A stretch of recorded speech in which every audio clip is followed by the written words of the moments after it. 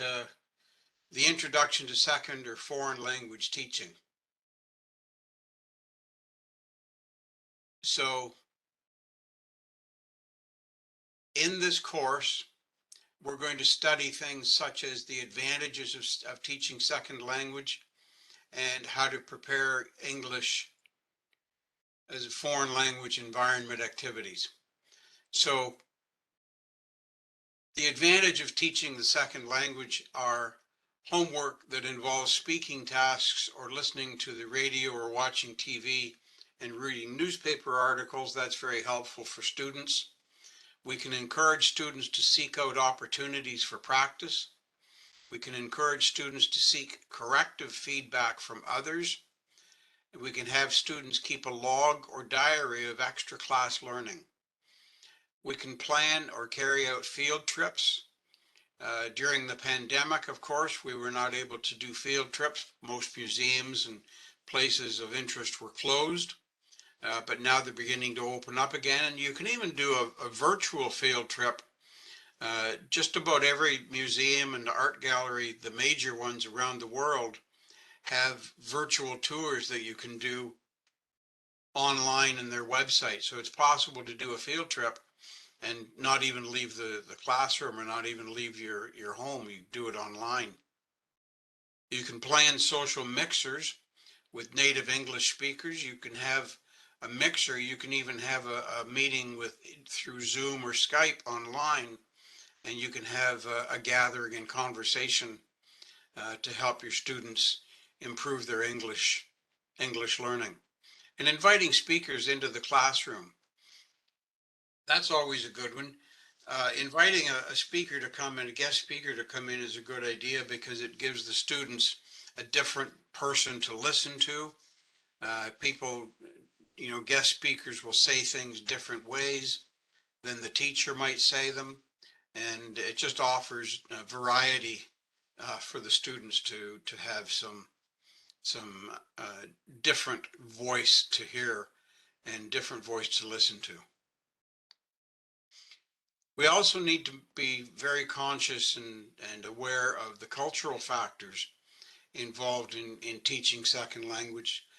The cultural factors in a classroom, the acculturation process, and the cultural preservation of our students and their traditions, their heritage and traditions.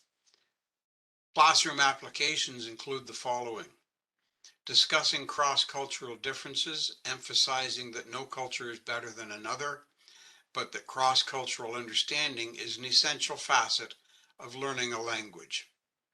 Include among your techniques particular activities or materials that illustrate the connection between language and culture.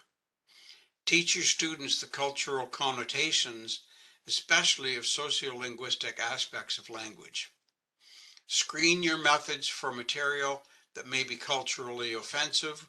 We don't want to be offending our students. We want to make sure that all students feel part of the environment and part of the process. Can somebody explain what we mean by the word acculturation? Sir, I was about to ask this question from you.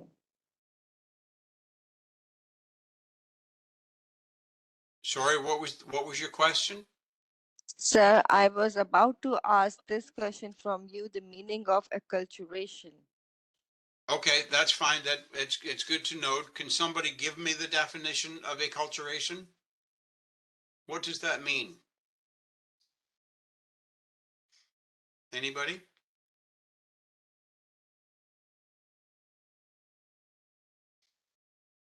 All right, you'll come across it when you're reading through the Canvas platform, and you'll come across it in the different things that you read.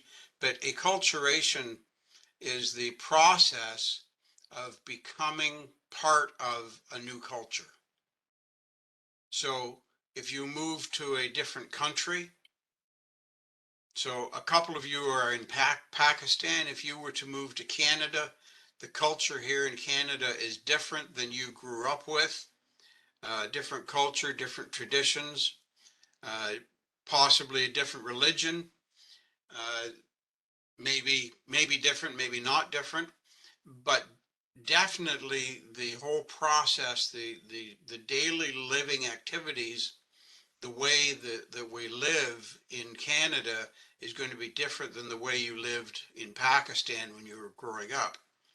So if you move to Canada, you need to go through the process of acculturation, which means that you are becoming part of the new culture. You are becoming acclimatized to the new culture. Does that help, Shazia, to explain that to you? Yes, it helped me a lot. It is something like aperiodic, and acculturation is something like to adopt another culture which is not related to your That's native country's culture. right. Well said. Adapting to a new culture and adapting to a new community. That's exactly what it is. Yes, sir. And Okay, thank you. Yes, you're sir. welcome. There are also expectations. Teachers have expectations of students, and students have expectations of teachers. Some are okay, but we have to be careful with expectations because oftentimes they're not correct. Teachers are often expected to have all the answers. Well, I'll tell you right now that teachers don't have all the answers. I don't have all the answers, but if I don't have an answer to one of your questions, I'm pretty sure I'll be able to help you figure out where we can go and find the answer for it. So having the answer to every question is not the important thing. Knowing where to go and look up information, that's the important thing, in my opinion. The expectation to suppress emotion for teachers and students. It's okay to express emotion. We don't need to keep our emotions totally hidden and totally suppressed. We don't need to do that. It's quite all right for us to enjoy a bit of humor. It's quite all right for us to praise each other or give a compliment to each other. That's a good thing in a classroom. It helps to build trust and relationship. Oftentimes we interpret intellectual disagreement as personal disloyalty, but interpreting differences can be used as an interesting exercise. So we don't have to agree on absolutely every point of conversation. We can disagree with each other and turn it into a conversation where we can actually learn from each other. Rewarding students for accuracy and problem solving. That rewarding of students for should be for innovative approaches to problem solving. So if a student does a good job and is creative with how they solve a problem, it's a very good idea to reward them. The reward can simply be some words of praise. It doesn't have to be an item or an object that you give them. It could be, but it doesn't have to be. Just positive reinforcement of words is often reward enough. The thought that students should speak in class only when called out by the teacher, I disagree with that because students should be encouraged to volunteer their thoughts, and students will admire the friendliness of the teachers who invite them to share their thoughts and invite them to speak up and ask questions. And on that point, I absolutely invite any of you to ask questions at any point in time. I don't think that that's rude at all. I respect that you have a question. I would like to answer the question as soon as possible when it comes to your mind. So if you ever have questions with me on these webinars, just say, excuse me, I have a question I'd like to ask, and we'll deal with it right there. Because I like to encourage you to actually speak up and share your thoughts and ideas and ask any questions you have. Teachers should never lose face. To do so also means losing the respect of the students. I disagree with that one too. Teachers can admit when they are wrong and still maintain the student's respect. If I make a mistake when I'm saying something to you, it's far better that I explain to you that I'm sorry I gave you some wrong information, but here's the correct thing that I should have said. You have more respect for me if I admit that I made a mistake than if I try to cover it up and pretend that everything was just fine. Students expect the teacher to show them the way, and teachers expect students to find their ways. Well, I don't agree with either of those, actually. I think that as a teacher, we should be a guide to show the students the path that they can go. We should be a guide to give them some ideas to work with. But we don't want to be doing all the work for them. We need to show them a path. We need to explain things to them, but then let the students do the work that's how they're going to learn the best. I don't agree with just saying to the students, well, you're on your own, figure it out. That's not a good way to be either as a teacher.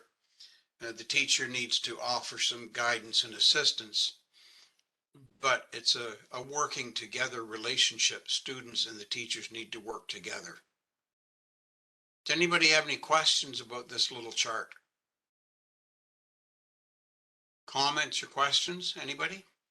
No, sir, thank you. Right now, no Very good. questions. Very good. Okay. We're going to spend a little bit of time now, especially with grammar translation method and the direct method of these two methodologies. So to go to these methodologies, I'm going to stop sharing the screen for a moment. We're going to go to the Canvas platform and have a look on the Canvas platform. Selena, how are you doing? Hi, good. Thank you. Thank you. Thank you so much for doing this session tonight. It was a little difficult for me to join during the day, so I really appreciate this time. That's just fine. Yes, that was exactly why we decided to try the evening sessions. Yes, and thank you. I hope you feel better now, too. That's good because there were several people who had trouble attending them during the daytime. Thank you. You're very welcome. So here on the Canvas platform,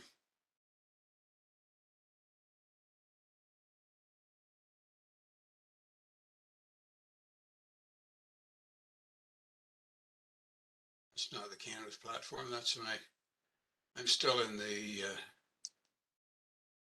I need to end that. I want to get back to the Canvas platform. Sorry, we'll get there in a second. Are you able to see the Canvas platform now? Yes, I can see it. This is the Canvas platform. Okay. On the Canvas platform, what I want us to look for is the grammar translation method. And I think I need to get back. Oh, I'm under assignments. I need to get under modules, sorry. It helps to be in the correct tab as well.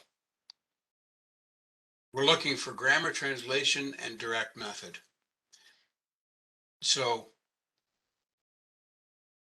the grammar translation and the direct method are two of the methodologies that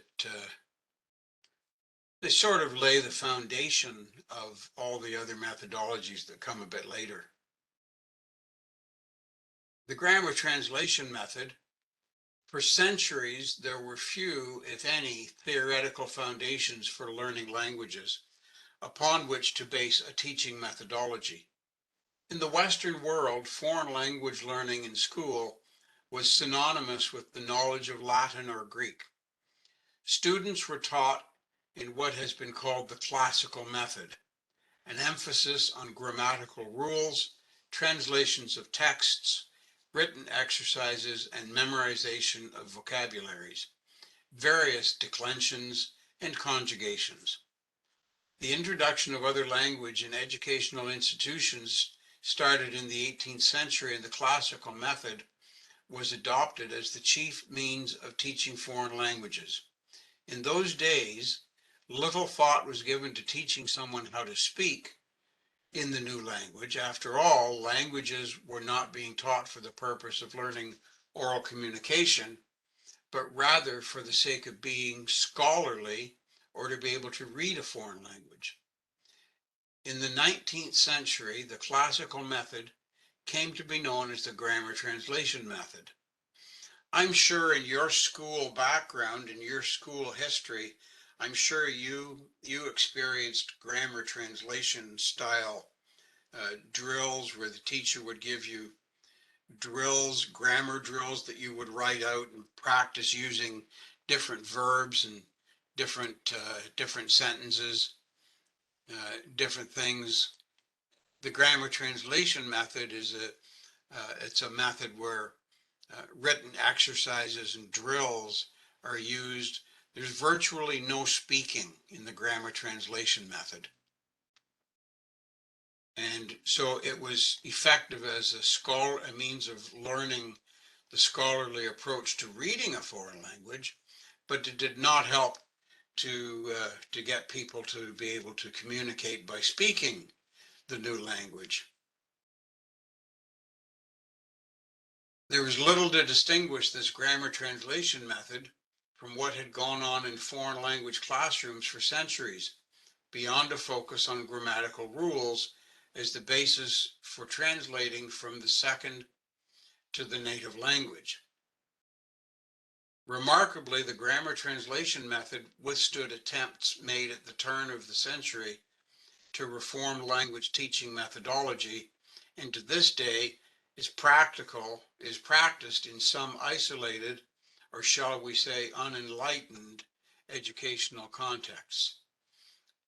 In an outline of language teaching approaches, Praetor and Celso-Murcia in 1991 listed the primary characteristics of grammar translation method as classes that were taught in the mother tongue with little active use of the target language. Much of the vocabulary was taught in the form of a list of isolated words. Long, elaborated explanations of grammar were given. Grammar provided the rules for putting words together, and instruction often focused on the form and inflection of words. Reading of difficult classical texts began early in the child's study. Little attention was paid to the content of texts, which were treated as exercises in grammatical analysis. Drills were often the only exercises in translating disconnected sentences from the target language into the mother tongue. Little or no attention was given to pronunciation. Ironically, until recently, this method has been a stalwart among many competing models. It does virtually nothing to enhance a student's communicative ability in the language. Richards and Rogers, authors of Approaches and Methods in Language Teaching, say it is remembered with distaste by thousands of school learners for whom foreign learning meant a tedious experience of memorizing an endless list of unusual grammar rules and attempting to produce perfect translations of stilted literary prose. On the other hand, one could understand why grammar translation was so popular. It required few specialized skills on the part of teachers. The test of grammar rules and translations were easy to construct and could objectively be scored. Many standardized tests of foreign languages still do not attempt to tap into communicative abilities, so students have little motivation to go beyond grammar analogies, translations, and rote exercises.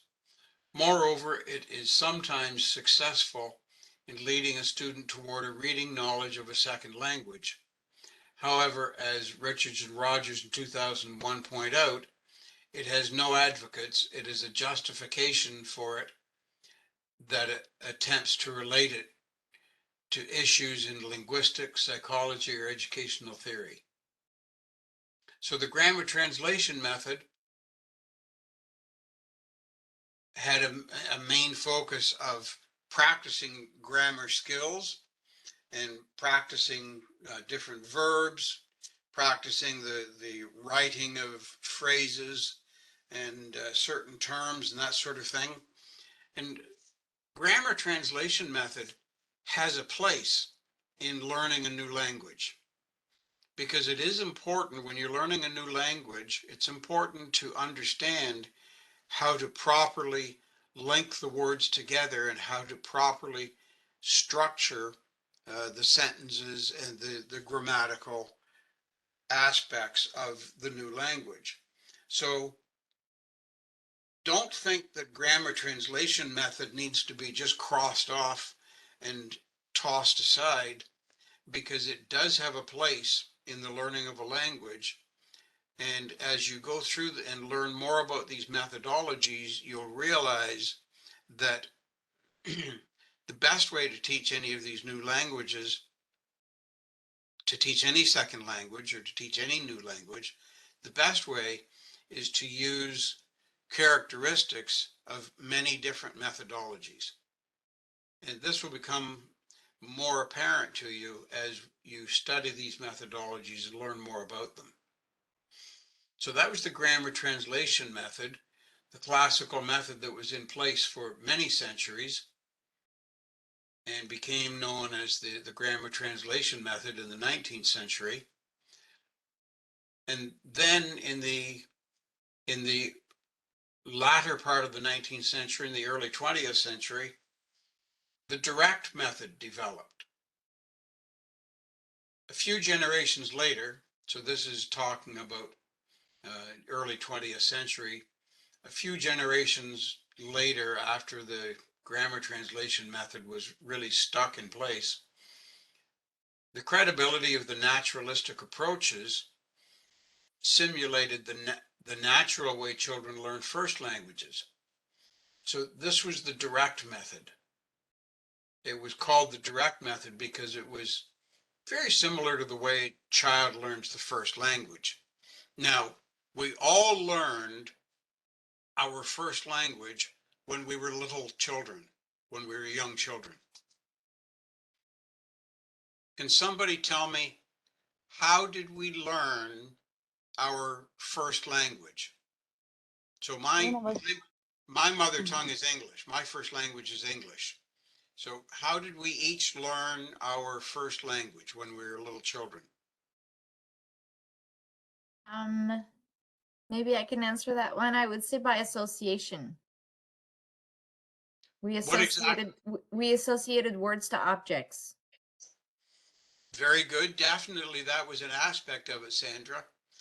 But how did we learn those words? Where did we get the words from? Where did we hear them from? Sorry again. Through reading? From our environment.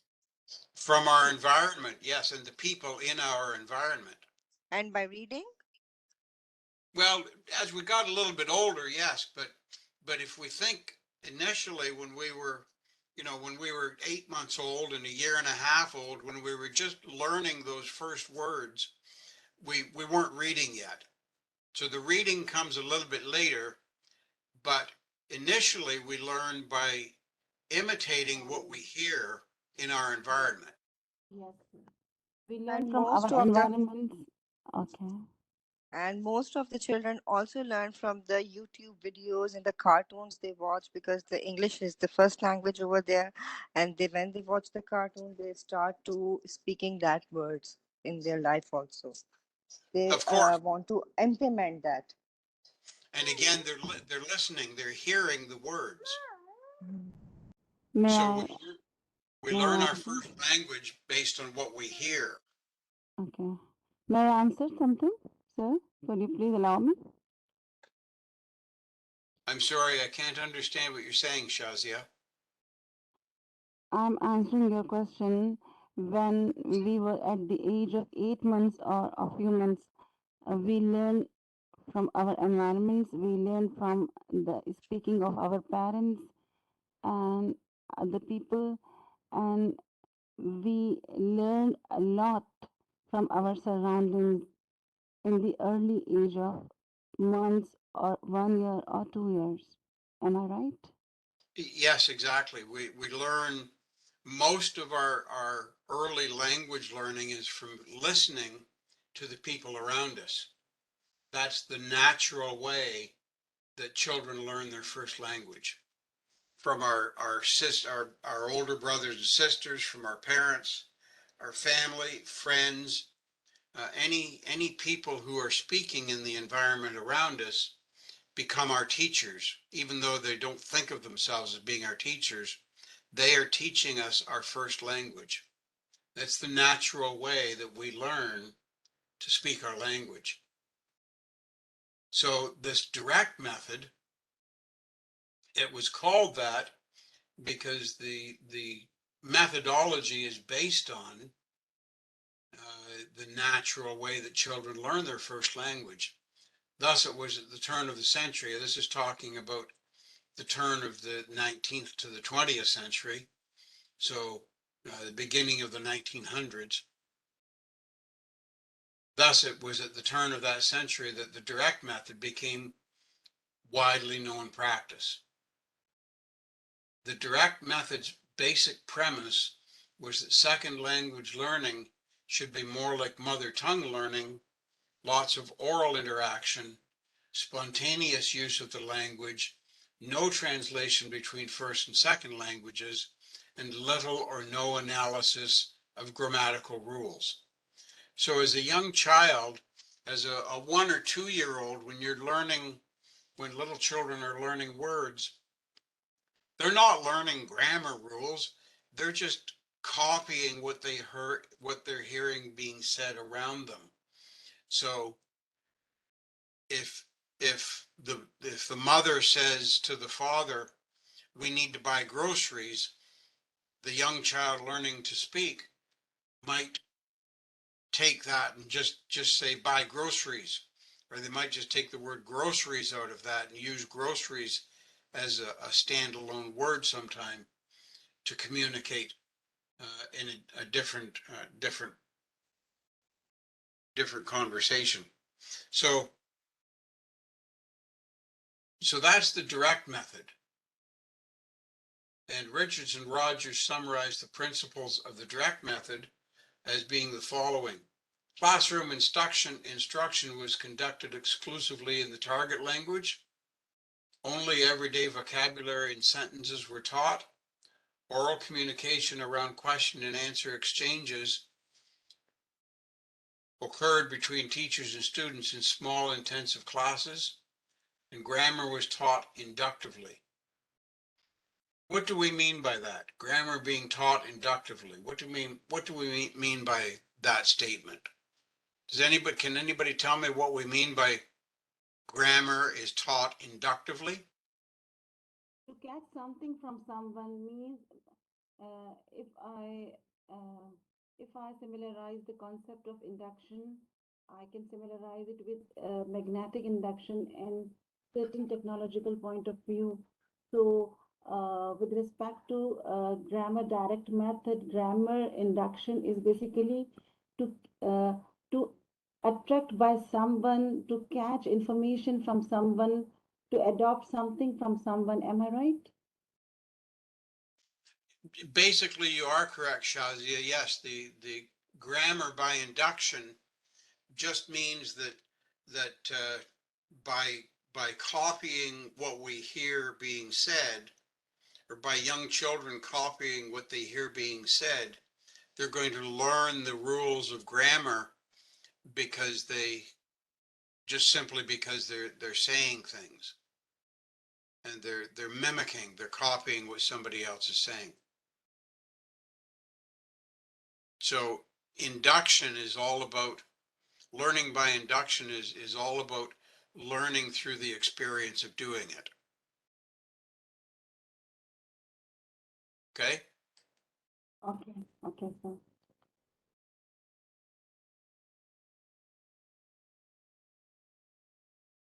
New teaching points are taught through modeling and practice. Concrete vocabulary is taught through demonstration, objects, and pictures, the association of ideas used to teach abstract vocabulary. Both speech and listening comprehension are taught.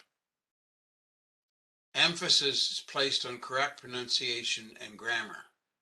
So you see, the grammar is important and the pronunciation is important, but it's taught through speaking and listening. It's not taught through writing grammar exercises. The direct method enjoyed considerable popularity until the end of the 19th century, well into the 20th century. It was most widely accepted in private language schools where students were highly motivated and where native speaking teachers could be employed. One of its best proponents was Charles Berlitz. Now you'll encounter some writing material when you're reading the Canvas platform. You'll encounter Charles Berlitz, and he was a very strong supporter of the direct method. In fact, he was such a strong supporter of the direct method that he chose to instead call it the Berlitz method. He renamed the direct method, he renamed it after himself. So the direct method and the Berlitz method are basically the same thing. Berlitz explains that the Berlitz method is an imitation of the natural process by which a child learns its mother tongue. In the Berlitz method, translation as a means of acquiring foreign language is entirely abandoned. So don't do any translating. You're just simply talking and speaking in the new target language. From the very first lesson, the student hears only the language he/she is studying. The reasons for this mode of introducing the new tongue are as follows. In all translation methods, most of the time is taken up by explanation in the student's native language, while few words during the lesson are spoken in the language to be learned. If the student is not speaking the words of the language they're learning, they won't learn the language. I will not learn a new language unless I speak the words of that new language. Translation is not going to help me to learn my new language. One who is seeking to acquire a foreign language utilizing translation neither gets hold of its spirit nor becomes accustomed to thinking about it. On the contrary, one tends to base all one says on what one would say in one's mother tongue, and one cannot prevent one vernacular from assimilating the foreign idiom, thereby rendering the latter unintelligible, or at least incorrect. Because if you say something in one language, when you translate it into another language, it often loses a lot of the importance of its meaning in the process of the translation. I'm sure you've encountered that kind of a situation where you translate between languages and sometimes you just can't say the same thing the same way in the other language. The knowledge of a foreign tongue acquired using translation is necessarily defective and incomplete because each word in one language does not have an exact equivalent in another language. Every language has its peculiarities and idiomatic expressions which cannot possibly be rendered by translation. Furthermore, the ideas conveyed by all expressions in one language are frequently not the same as those transferred by the same words in all aspects. However, almost any method can succeed when clients are willing to pay high prices for small classes, individual attention, and intensive study. The direct method did not do well in public education where the budget constraints, classroom size, time, and teacher's background made such a method difficult to use. Moreover, the direct method was criticized for its weak theoretical foundations. Its success may have been more a factor of the skill and personality of the teacher than of the methodology itself. By the end of the first quarter of the 20th century, the use of the direct method had declined both in Europe and in the United States. Most language curricula returned to grammar translation method or to a reading approach that emphasized reading skills in foreign languages. However, interestingly enough, by the middle of the 20th century, the direct method was revived and redirected into what was probably the most visible of all language teaching revolutions in the modern era, the audio-lingual method. In the next session I do with you folks on Thursday, I will go into the next group of methodologies.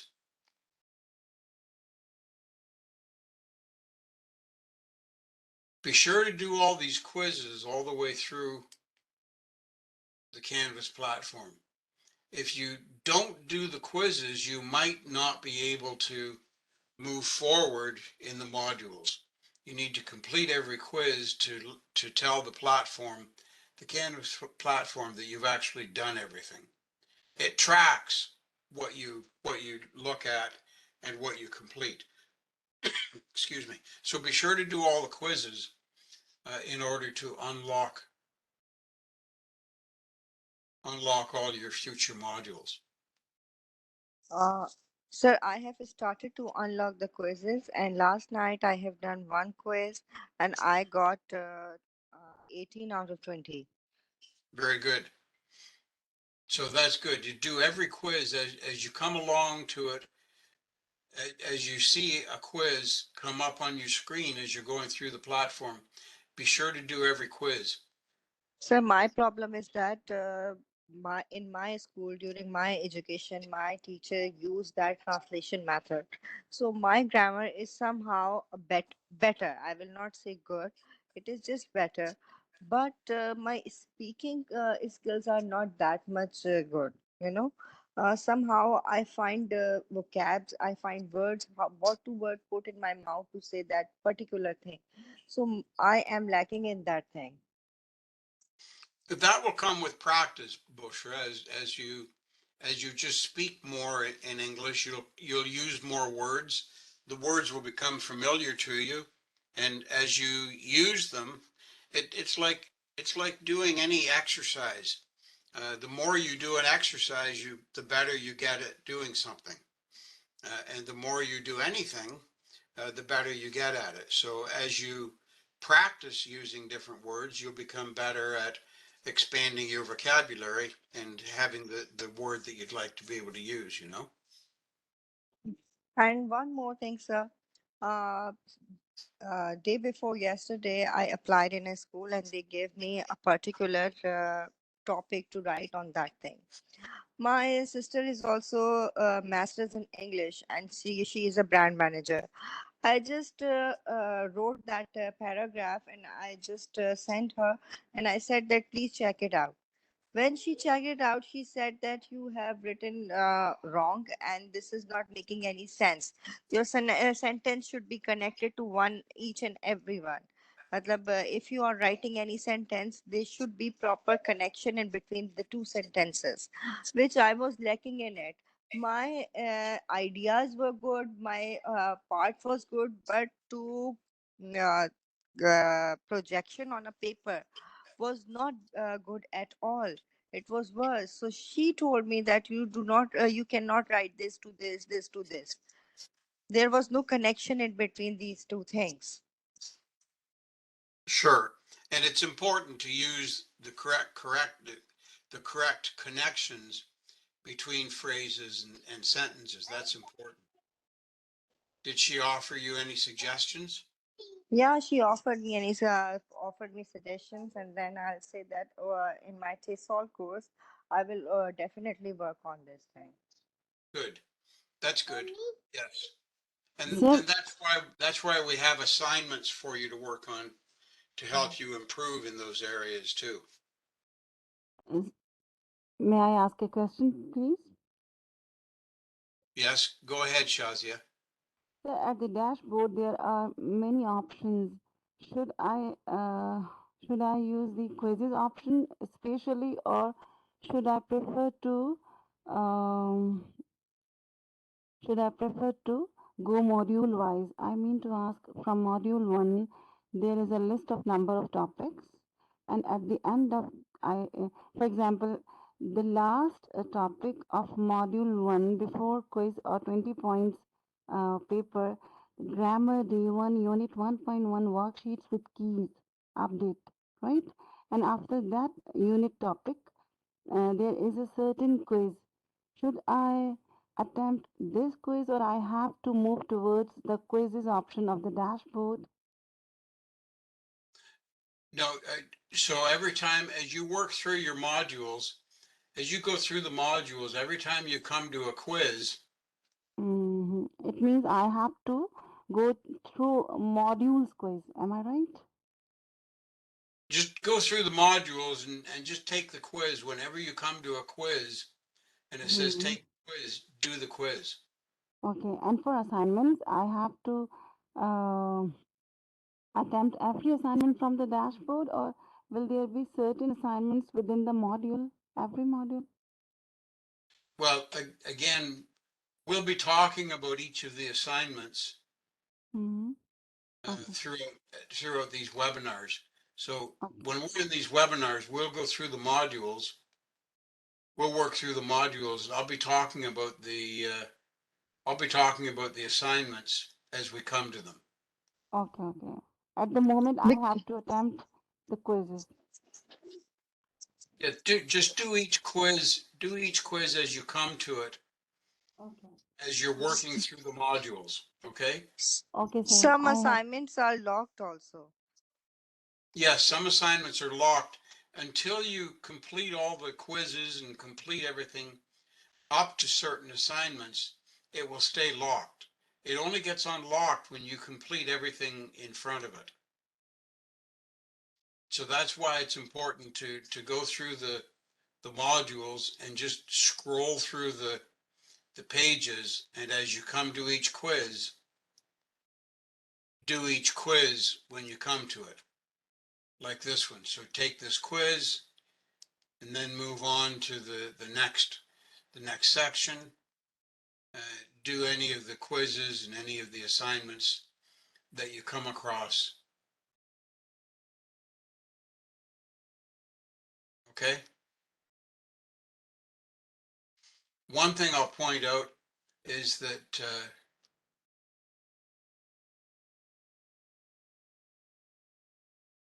right here after day 4, second language acquisition. This particular page, if you go to second language acquisition, this video by Noam Chomsky, this is an excellent video to watch. But on this page, this is where you get the assignment information about your foundation essay, your first essay. So under modules, go to just after day 4, go to the second language acquisition and scroll down. And this is where you get the first language acquisition assignment. This is where you get the essay described and you're given some topics to choose from. That's where you get that information. Okay.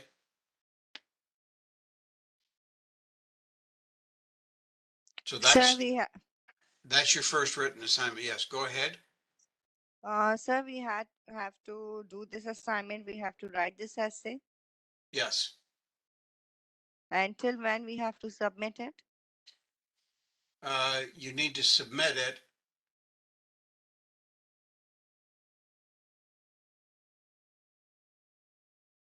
I think you have to submit it by the same date that what date is your midterm exam? November 20th? 20th. Yes, sir. I believe that's the due date of this assignment, of this essay as well. All right.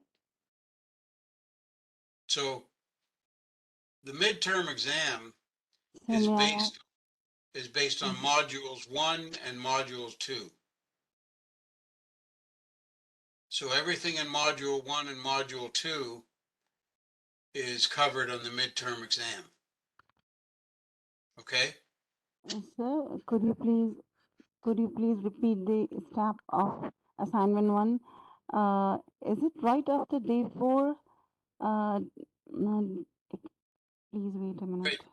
Right here in the second language acquisition tab, Hmm. click on Okay. second language acquisition Okay. Fine. and scroll down. And this is where you get the information about that foundation essay assignment, okay?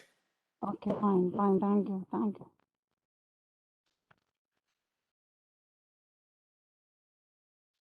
All right, ladies, that wraps up our session for today. We're at the end of our 1 hour. So I'm going to say good night to you, or good morning to those of you who are on the other side of the world from me. I'm near Toronto in Canada, so it's nighttime here. I'm about to go to bed, and you folks over in Pakistan, you're just starting your day tomorrow. So have a good day. I'll see you again Thursday night in a couple of days' time. And as I mentioned, if you have a question, you can send me an email. Did you get my email address out of the chat box? Are you able to see that? Yes, sir. Okay, so take good care, and I'll see you again in a couple days' time. Same to you, sir. Thank you so much.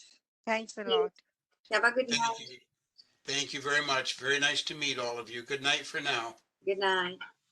Bye-bye. Thank you. Bye. Sir, I haven't seen your email address. Could you please read out your